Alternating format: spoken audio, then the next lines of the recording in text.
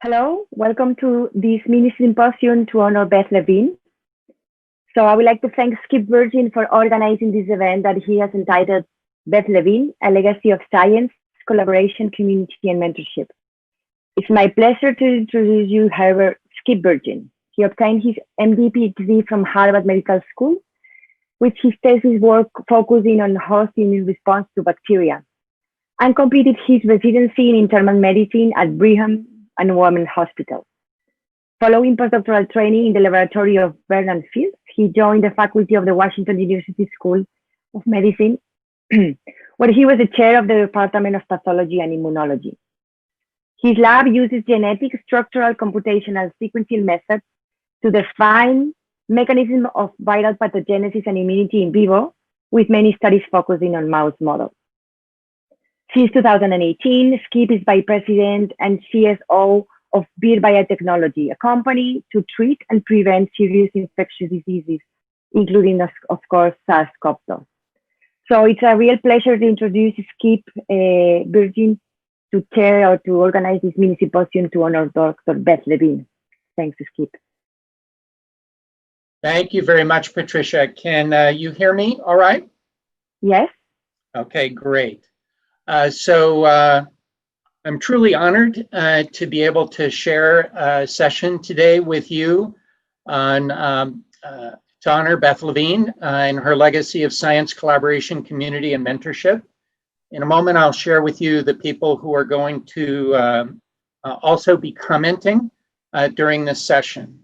I confess that I hope to find the eloquence to capture some small part of Beth's contributions to our field and to the collaborations, the people who are doing work now during this session. I want to acknowledge that the family is also watching, we believe, and to thank them for joining our community to celebrate, commemorate, and progress forward Beth's legacy by telling her story. So during the symposium, I'm going to make comments on scientific contributions and legacy. I'm joined by Annamaria Cuervo and Malene Hansen. Annamaria is going to talk about networking and community, and Malene about mentoring and the future. There will then be three presentations from current trainees and junior faculty members in her lab. Dr. Jean Andong, Yang Liu, and Salwa Sebti. And I want to call out in the tradition of our community that all three of these exceptionally promising scientists are now looking for positions, and I highly recommend to you that you consider them. We'd like an additional participant in the session, and that is you, the audience on Zoom. Please add your comments or stories about Beth using the chat function.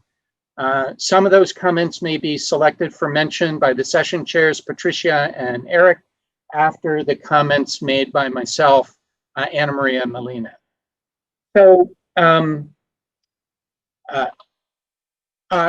when we got together and thought about what we would like to accomplish in this session, obviously we can't capture the entire life and presence of someone like Beth in a single brief session, but we set ourselves some goals. First, to celebrate and acknowledge the life and contributions of one of the founders of the field of mammalian autophagy. The second is to recognize that certain people in a field of science set the tone and lead through both exceptional science and their additional contributions. We would feel very happy if you would feel pride in what our community has accomplished on multiple fronts already, as exemplified by the talk we just saw from Eric, and for the role that Beth Levine played in those accomplishments and that progress. And lastly, this is something that we want to hold as a celebratory event. And so we want to end with looking forward to the fact that autophagy, through the work of many, including Beth, is maturing and increasingly will play a role in human health, and that those efforts will be led not just by the current more senior individuals in the field, but also led by many of the people in the audience. And if there was a legacy that Beth would have preferred, in our view, it is that the field move forward and increasingly influence the health of members of our species. So Beth's career was really quite a remarkable one. She trained in French studies, actually, at Brown University before obtaining her medical degree, serving as an intern and resident at Mount Sinai Hospital, and then a clinical fellow and research fellow in infectious diseases at Johns Hopkins. I think early on, people recognized her promise, appointing her to a faculty position at Columbia College of Physicians and Surgeons. And then after progressing through the ranks there, she was recruited to UT Southwestern to become the J.P. Sanford Professor and Chief of Infectious Diseases. And those roots in infectious disease, I'll attempt to bring out in some of the slides that I'll share in a bit. Her progress was such that she was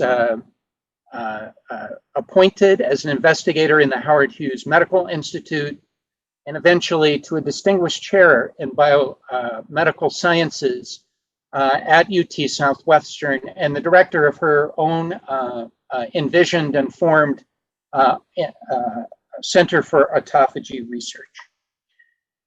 Now, throughout her career, she was recognized nationally and internationally by election to a number of societies. And I pulled out the things where she was elected by her peers.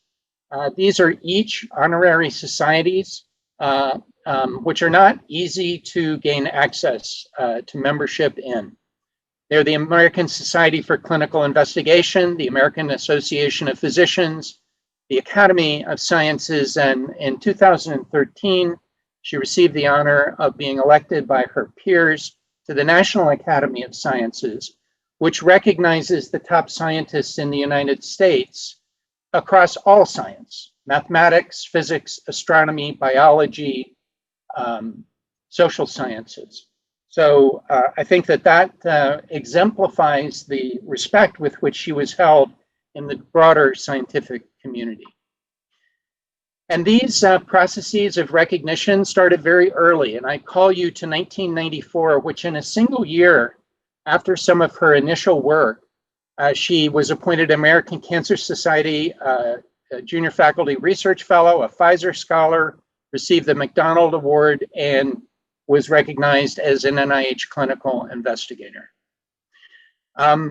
One of the sets of slides that I will show you, I'm going to show you slides that are Beth's slides, which were provided for me by Haley Smith at UT Southwestern. And a set of those slides came from an award presentation for the Stanley J. Korsmeyer Award in 2014, which is the highest honor of the American Society of Clinical Investigation for creative investigators who've made substantial contributions to an individual field with great implications for health. So upon her death, many of us and many of the people in the audience sought to capture some aspects of Beth. And I know that many articles were written, many journals, online presence was really quite significant, but I want to read you a couple of things that capture certain aspects that I believe to be worth highlighting.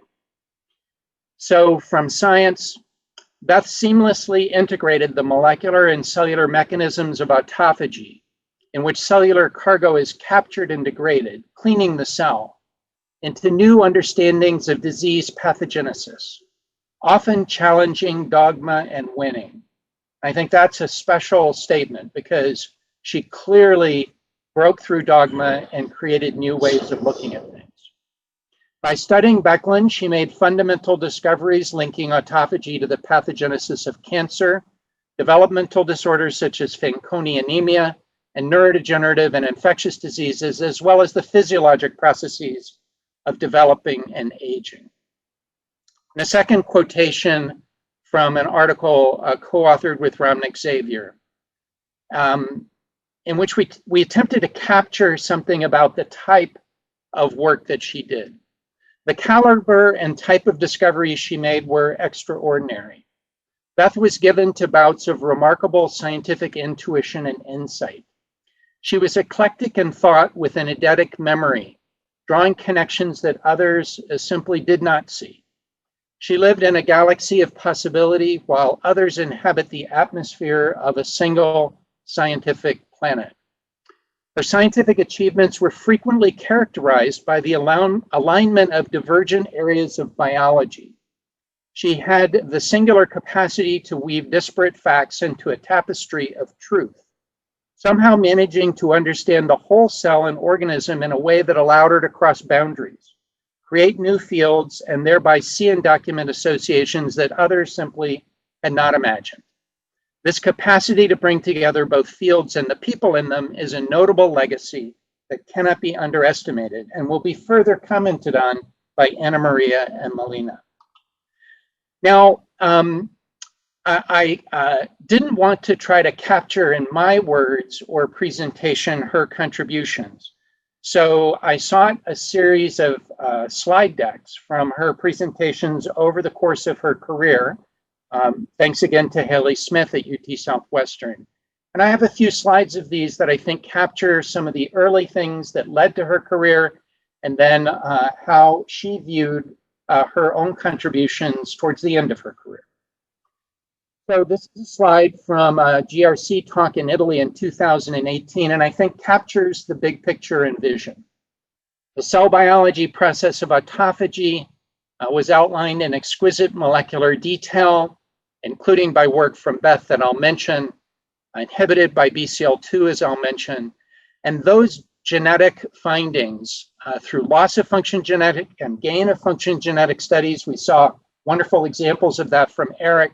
Human genetics and pharmacologic studies could lead to autophagy induction, and her vision was that that would improve human health.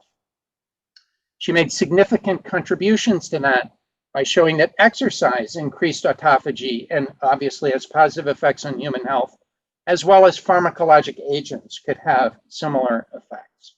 So this big vision informed each one of her talks and many of her papers, which I encourage the more junior people in the field to read carefully. Now, it all started out actually in infectious diseases, her roots. And I want to call attention to something people in the autophagy field probably don't recognize. And that is, she was the first person to link cell death induced by viruses to virus persistence in this Nature paper.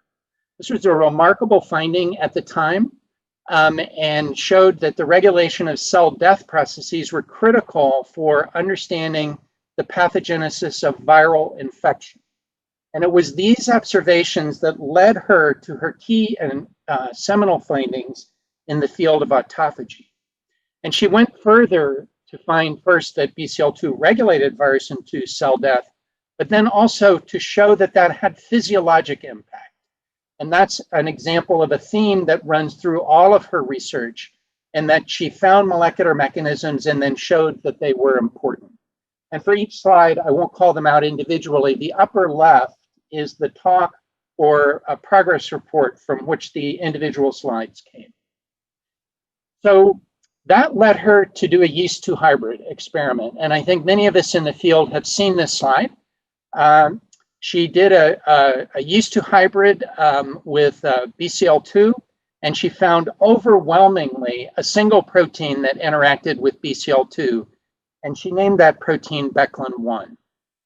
She found in a paper in 1998 that this was physiologically important. She overexpressed it from a virus. In the red line, you can see that that significantly inhibited the pathogenesis of the virus by controlling viral replication and virus-induced cell death. This is, to my knowledge, the first demonstration of an individual autophagy gene having a significant effect in a physiologically important process, in this case, neurotropic virus infection, or as she would have called it, neuronotropic virus infection. Now that led her to investigate the molecular mechanisms of BECLN1, leading to this paper, which really, I think, had a significant impact on our field by linking, first of all, this mammalian gene BECLN1 to actual function in autophagy demonstrated in yeast and mammalian cells, but importantly to cancer, demonstrating the medical and biological and health importance of genes in this pathway. And this is her highlighting in yellow from her Korsmeyer lecture. Thus, BECLN1 is a mammalian autophagy gene that can inhibit tumorigenesis and is expressed at decreased levels in human breast carcinoma. These findings suggest that decreased expression of autophagy genes may contribute to the development or progression of breast or other malignancies. So she went further to show at a time when haploinsufficiency of oncogenes was not well accepted, that loss of one allele of BECLN1 resulted in increased cancers in mice. And this was confirmed in a separate paper, firmly establishing BECLN1 as a haploinsufficient tumor suppressor gene. Now, over the course of her career, and I won't go through all the other details, remarkably, the field progressed to an exquisite molecular understanding of how the genes in autophagy, first identified in genetic screens in model organisms, actually play their role. And the gene that Beth discovered to be a mammalian autophagy gene, BECLN1, is shown in yellow here in two crystal structures. This is a slide she presented in a progress report for a grant that I was fortunate enough to share with her, called the Center for Excellence in Translational Research from the NIH. And it really exemplifies the progress that's been made in understanding across the time from the first discoveries in model organisms through to mammalian autophagy, and now to this incredible level of molecular detail that we have for these genes. This obviously forms a firm scientific and molecular base from which we can progress as a field to improving human health and understanding additional molecular basic mechanisms of cellular life. So this is the last of the slides of her science. This is how she saw, again from a CEDAR progress report, this one in 2017, that this initial discovery carried her into broad areas of biology: lifespan extension, tumor suppression, innate immunity, protection against neurodegeneration, and beneficial metabolic effects. Beth was the first to acknowledge that many others contributed to these different areas of biology and their linkage to autophagy and autophagy genes, but the breadth of her contributions is truly remarkable. And so in this first part of our remembrance of her, I call out that this unique scientist and individual from a foundational discovery extended our biological understanding of autophagy into a remarkable range of cellular and organismal processes. Now, she did all this through her interactions with people. And this is my last slide, and then I'll turn it over to my colleague, Annamaria. So these are slides, pictures provided from UT Southwestern of Beth and her lab. And I want to end my section with telling you a story which I think exemplifies the personal nature, not just the science of Beth Levine. So towards the end, she recognized that she was dying. And she worked with people, including Michael Shiloh, Linda Bennett, myself, to set up her legacy laboratory and the funding for her trainees. Several weeks before her death, she had arranged for me to be able to have a faculty appointment at UT Southwestern so I could take over this particular grant. She called me up and said, "It's time for you to take over the grant, and I want you to promise me that you will take care of my people as best you can." And of course, the only answer to that is yes. But I think it's quite special that even as she was suffering from her disease, which led to her passing, her thoughts were of her own people and the legacy of our field. And I think that that stands as mute testimony to the quality of Beth as a scientist and a person. And with that, I'll close and turn over to my colleague, Annamaria.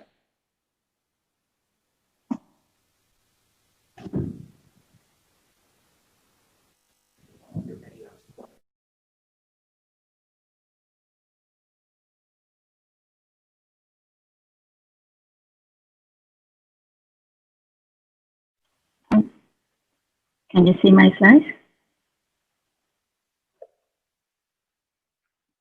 Well, I really want to thank, my name is Annamaria Cuervo, and I really want to thank Eric and Patricia for organizing this, and Skip for leading us on how to put this together.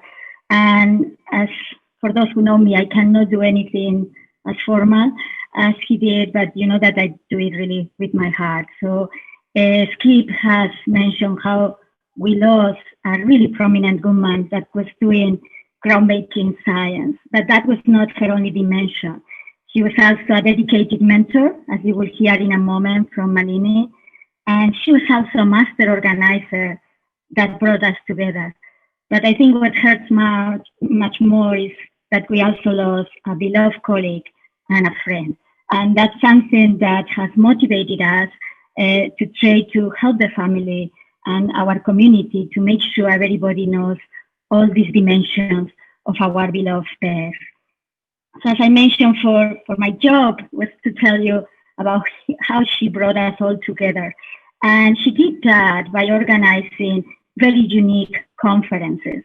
And all of you attending this Keystone, especially the young ones, you might not know, but she's really the one who started many of these conferences, because Beth was completely believed that scientific conferences and discussion are the best way to take individual ideas that you're roaming in your head, but you don't know how to pan it out, bring it to a community that is willing to discuss them and convert them in the groundbreaking discoveries that our field has been seeing during the last 20 years. So then, how was she doing this? What is unique of a conference when it was organized or initiated by Beth? So I think, just to compare it with a cocktail, I think she got the perfect Levine. And this would be the ingredients. Basically, you just need an exciting topic. And of course, it starts with auto and ends in Phagy. That's the perfect one. And you need also open-minded, bright scientists. And those are very easy to find around in our community. And then you just have to follow the steps to prepare the cocktail. So as she will tell us, just choose a topic that you feel passionate about, get the brightest scientists in this area, and then think, as we hear from Skip, in any other area that nobody has seen to relate to that topic, as she has been doing for Autophagy through years, and get the best experts on that area, and basically just put all together in a nice place. Then steer it to make sure there is discussion and everybody is respectful, but also very open-minded about these discussions. And then, of course, if you sprinkle it with fun activities, opportunities to mingle, and being Beth, there has to be a dancing opportunity, you get the perfect Beth Levine conference. And I can tell you this recipe really works. And she tested many times with terrific success. These are just some of the very few examples of conferences that she organized. So she organized the first ever Autophagy conference in the States, and that was the Gordon Research Conference. Then she also organized the first Keystone of the series that we are attending today.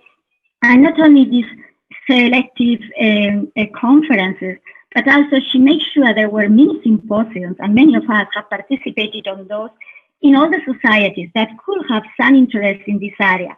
Cell Biology Society, Gerontological Society. She had me going to a bone and muscle meeting just to introduce Autophagy to the field and make sure everybody knew what was coming in our area. And as I say, this is just a very short list of all the things that she offered us through the years. So among all those conferences, I just wanted to highlight this very first one. As I said, this was the Gordon Conference in 2003.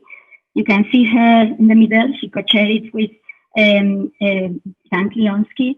And you can see here our organizers, Patricia, Eric, and you can see Skip in his best conference attire. And basically, this was very unique conference because Autophagy used to be a very small field, and we were used to know each other. So this is me, and I remember thinking, how did she put this together? And she really followed a very careful crafted plan. Basically, she came up with in a community that I have to say there was a big level of skepticism about all these newcomers that she was bringing to this meeting in May. And she made us completely change our minds and made Autophagy a really welcoming community where we embrace with excitement all these new fields that start popping in. And also it made us feel really become part of something that was going to be transformative. And of course it was. You all know how after these early meetings, our field exploded. She gave, as she set the tone of collegiality for all those meetings. You can disagree, and you should disagree when you are not in the same wave, but you should be respectful and you should be collegial. And this makes us all to wait with excitement for the next conference. We all want to go to the next Autophagy meeting. We are willing to do it through this Zoom artificial platform just to have the opportunity to share our science and to see our colleagues. And as I saw just the chat going crazy at the beginning, the first session, everybody's introducing themselves and everybody wants to be part of this community. This meeting, as I said, she co-organized with Dan. So Dan was the vice chair, so he was going to be the chair of the following one, as she nicely planned. But then there was a surprise in the planning, and especially a surprise for me, because in that conference, I was elected on the floor to be the chair, the vice chair for Dan's conference, and then to organize the next one. That fortunately, I have my good friend Noburu to help with that. So of course, at that moment, I passed from thinking how she did that to how on earth I'm going to do that. I mean, I don't know how to organize these things. And then I thought, well, you know, I have 4 years, so I can learn. But 5 minutes, literally 5 minutes after that session where I was selected ended, Beth came to me. This is the very first time that we ever talked. And she said, okay, let's start planning. This is what is going to happen and how it's going to be done. And of course, she gave that freedom of shape things as we wanted. But she was behind and she wanted to make sure that this was going to have a continuity because she knew this was important. So I'm still appreciative to Beth for giving the continuity to the field and help us to keep the momentum for so many years now, since 2003. And I think we're still rolling at high speed. So in addition of conferences, symposiums, lectures, she used any opportunity out there for networking and make sure she integrates the young people, as you will see here in a moment from Malene about mentoring. So in the last 5 years, I was very lucky to join her in a network, a transatlantic network that was mostly dedicated to trainees in several labs that are going to meet twice a year. We all met there. And the idea is to exchange and to make sure the next generation is ready to take the baton. So everybody will remember in that network that Beth was always the first one into going to the discussions, the scientific discussions and the talks, but she was also the first one going into all the social and all the very good dinners that we have with all the trainees there. So when we keep thinking about Beth and this multidimensionality, we thought that we have to make sure that this become a legacy and we preserve these many aspects that she worked so hard to bring to our community. So early this summer, a bunch of us decided to get together in Zoom and brainstorm of how are we going to preserve this legacy. And we came out with the idea of creating this network that is called Women in Autophagy, Beth Levine's Legacy Network. And this is starting, but you have to see how the young people are embracing this initiative. This is already the webpage. I really encourage you to go there. And basically the mission of this network is to carry on Beth's dedication to all these 3 areas, science, mentoring, and training, and take with that to promote careers of trainees and young scientists interested in autophagy. We want, as I mentioned, to keep this three-dimensionality of science, networking, and mentoring, and there are planning year-round activities on these aspects, on these topics, and then the culmination will be the Beth Levine symposium that will take place on November 30 this year. It's open to everybody. I encourage you to go and register and be part of this mailing list to see all the amazing things that these young women are going to be creating. And the whole idea, as I said, this is just a tribute to Beth, dedication to our scientific community, and a commitment from this community to make sure that we continue her labor that she so carefully planned for all of us. So before I get emotional, I just want to thank Beth, because during all these years, just acting through this networking, she brought us all together. And I think that makes our community a very special one.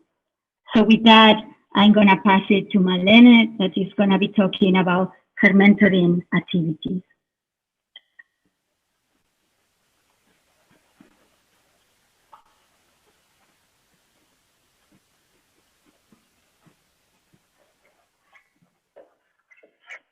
Malene, you are mute.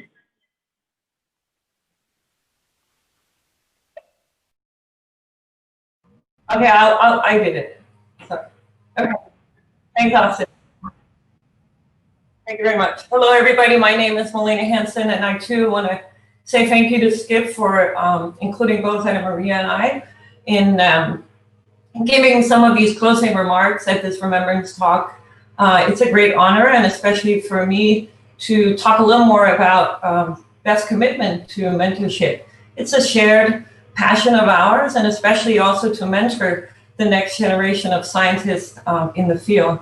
I'm sure I speak for many of us to say that we have received any encouraging comments or guiding principles from Beth over the years, especially as Annamaria mentioned, for newcomers to the field. And so I would argue that one of Beth's great abilities was not only to sort of help lead, but really promote others towards success. And she was extremely generous with her time to really take to listen. And I think something that's really important to emphasize, that she really cared to help people forward. So this is something that's really difficult to capture. So I kind of want to invite everybody again to use the chat box. Please tell the community if you've ever been mentored by Beth, even by just saying I'm a mentee or I was mentored by Beth, or if you feel like it, share your specific story. I think that would be wonderful to capture in some more detail. It's sad to give a talk, obviously, on this note, but it made me think about this particular quote, actually, that's by another, big scientist to the field. This was 300 years ago, but interestingly enough, I think it still holds very much true. So what Isaac Newton said was that if I have seen further than others, it's really by standing upon the shoulders of giants. And so I think that really emphasizes this concept of science and mentoring. They go together, like we take incremental steps, but it's really by building on each other's research, and doing so with the help of more experienced researchers to take people forward. I really would argue that Beth is a true giant. She's really facilitated to make all of us be able to look further. And of course, especially the lab, the people that she had mentored most directly in the pictures that Skip already captured, and including, of course, her current lab. Really, this profound legacy that Beth leaves behind has a tremendous impact. She, as a scientist, as a collaborator, as a community builder, as a mentor, and truly also as a wonderful human being. You would all know she's a proud mother and also a beloved wife. And I think all of these features, I hope, will inspire us all together, like for the future, to always work together and try and look further. So my my next part, or just a little less part of the tribute, goes towards actually on the note of future scientists. We have 3 presentations from Beths Labs, promising young scientists who Skip also mentioned is on the job market. Again, I would encourage you to take a closer look, and now soon we're going to have the pleasure of listening to them. So they prepared a little slide, so I'll just take you through each of those. So Xiaomyang Dong is going to start out by talking about his new paper on viruses that meet autophagy. This is a Nature paper now in press. Xiaomyang did his education at Tsinghua University and then was recruited to UT Southwestern as an instructor and was recently promoted to associate professor. He has a beautiful little vignette to say that Beth really worked with him for hours to find this beautiful middle name, Audrey, for his baby girl who's in the picture. He had a wonderful quotation as well. Beth means a lot to me and my family. She's a great scientist, a thoughtful mentor, and a close friend, and really a hero that we admire. The second talk is from Yang Liu.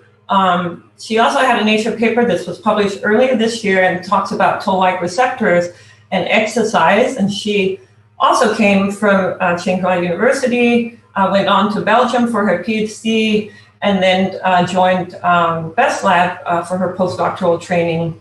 And her quote reads that Dr. Levine was an enthusiastic scientist, a caring mentor with the sharpest mind. Her guidance in tackling scientific problems and her continued support will inspire me to pursue excellence in research.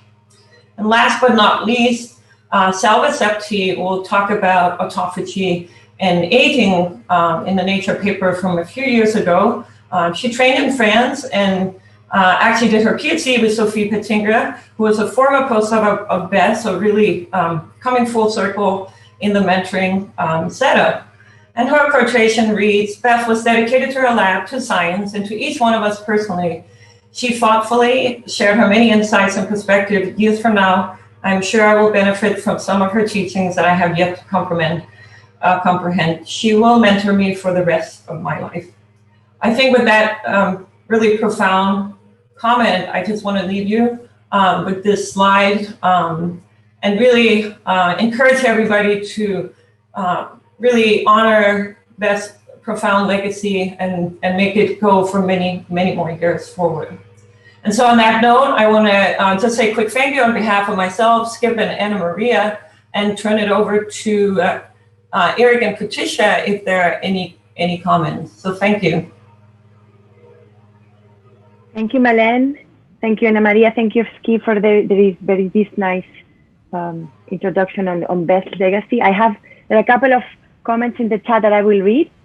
So Melissa Bedard, she's commenting, I had the pleasure of first hearing Beth speak at a conference on ER stress and autophagy in Bruges in January 2017.